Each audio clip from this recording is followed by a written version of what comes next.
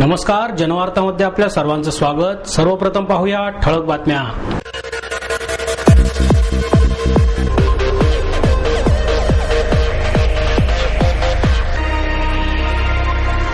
सोनियाच्या पावलांनी आली गौराई, असे म्हणत घरोघरी गौरींचे आगमन।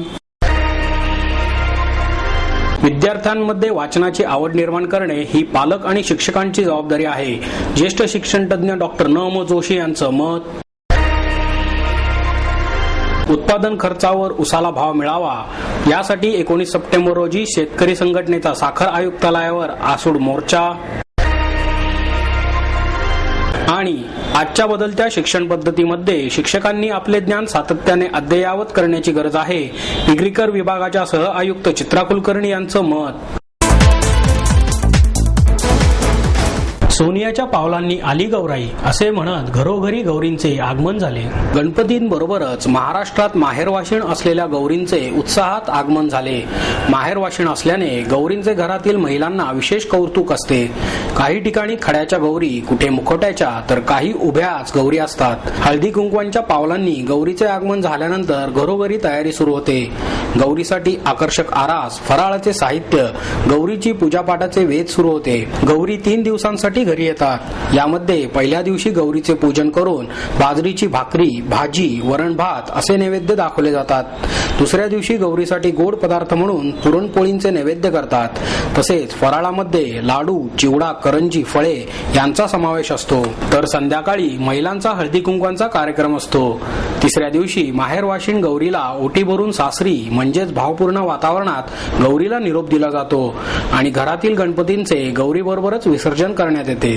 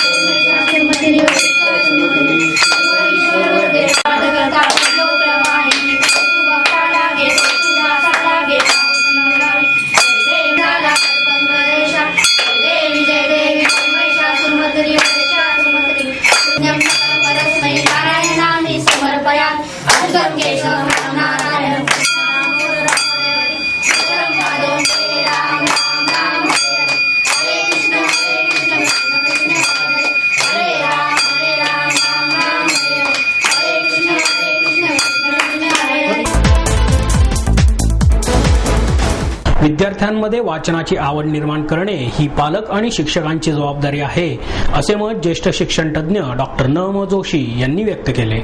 उत्कर्ष प्रकाशनच्या वतीने भारा भागवत यांच्या फास्टर फेणे, शाब्बास शेरलॉक होम्स, बिपिन बुकलवार या 3 पुस्तकांचे प्रकाशन झाले। अर्णव वाडेकर, अन्विता वाडेकर, सर्वेश सोनटक्के, गौरव गुप्ते, चिन्मय जोशी, रोहिणी जोशी या मुलांच्या हस्ते हे प्रकाशन करण्यात आले। बाल साहित्यिका लीलाताई भागवत, ज्येष्ठ पत्रकार महावीर जोंधळे, समीक्षक डॉक्टर शंकर सारडा, शोभा भागवत, प्रकाशक सुवा जोशी या प्रसंगी उपस्थित होते। डॉक्टर जोशी म्हणाले, सध्या सर्व क्षेत्रात माध्यमांचा मोठा प्रभाव आहे। यामधून मुलांसाठीचे साहित्यही सुटलेले नाही। ग्रामीण भागातील मुलांमध्ये वाचनाची आवड आहे, मात्र शहरी भागातील मुलांवर संगणक, टीव्ही, रियालिटी शोचा प्रभाव आहे। पालक आणि शिक्षकांनी त्यांना वाचनाकडे वळवले पाहिजे। पुढे ते म्हणाले, भारा भागवत हे साहित्याला मूल्य मानणारे बालभक्त साहित्यिक होते। त्यांच्या फास्टर फेण्यातून आपल्या संस्कृतीचे दर्शन घडते। हॅरी पॉटरच्या कपोलकल्पित कथांपेक्षा वास्तववादी वाटणारा फास्टर फेणे आपल्या मातीतला आहे, याची सर्वांनी दखल घेतली पाहिजे। जोंधळे यांचेही भाषण झाले। सुवा जोशी यांनी प्रास्ताविक केले, तर प्रकाश पायगुडे यांनी सूत्रसंचालन केले।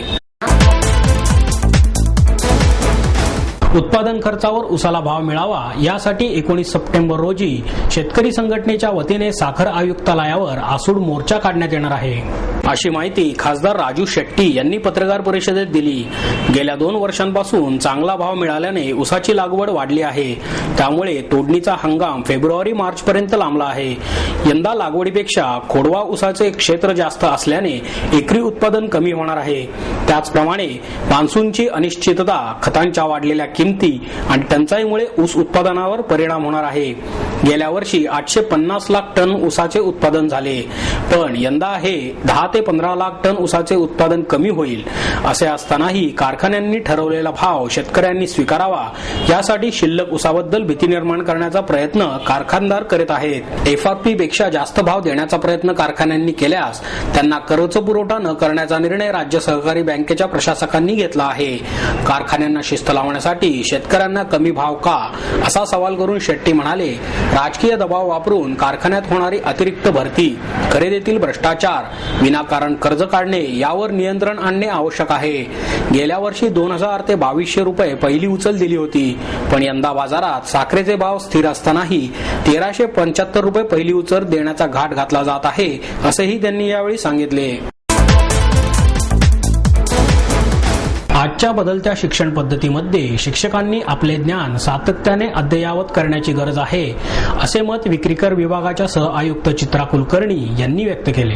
निनाद संस्थेच्या वतीने कुलकर्णी यांच्या हस्ते शिक्षक अनंत भिडे आणि रवींद्र सातपुते यांना गुरुतत्व आदर्श शिक्षक पुरस्कार प्रदान करण्यात आला. यावेळी ज्येष्ठ पत्रकार अरविंद गोखले, नगरसेविका शुभदा जोशी उपस्थित होत्या. कुलकर्णी म्हणाल्या, शिक्षक विद्यार्थी हे नाते परस्परांमधील संवाद आणि आदरावर अवलंबून असते. विद्यार्थी आपल्या आवडत्या शिक्षकांचे अनुकरण करतात. शिक्षक बनणे ही सोपी गोष्ट नाही. आदर्श शिक्षक होण्यासाठी शिक्षकाने विद्यार्थी बनले पाहिजे. शिक्षकांनी विद्यार्थ्याला समजून घेण्याची गरज असते. आजच्या शिक्षणामध्ये झपाट्याने बदल होत आहेत. काही अनिष्ट गोष्टी शिक्षणामध्ये घडत आहेत, मात्र त्यावर शिक्षकच मात करू शकतात, असेही त्यांनी सांगितले. गोखले म्हणाले, शिक्षकांनी सामाजिक बांधिलकीचे भान ठेवून विद्यार्थ्यांवर संस्कार केले पाहिजेत. यावेळी त्र्यंबक आपटे, गौरीनाम जोशी, देवीदास शिरोळे, विनिता फलटणे, भालचंद्र कांबळे, संध्या बोकील, अनिता चौधरी यांचा सन्मान करण्यात आला.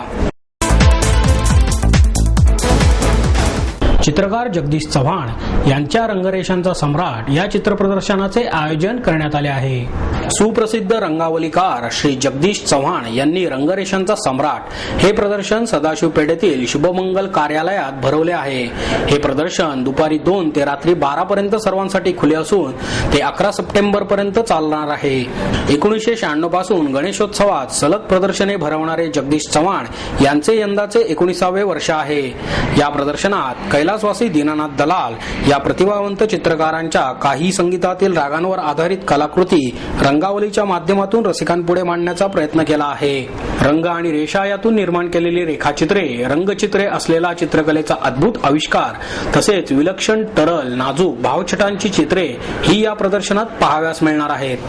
या वर्षीच्या प्रदर्शनामध्ये मी आता म्हणलं त्याप्रमाणे की दीनानाथ दलाल यांच्या चित्रांवर आधारित असं हे रंगावलीचा आविष्कार असा केलेला आहे.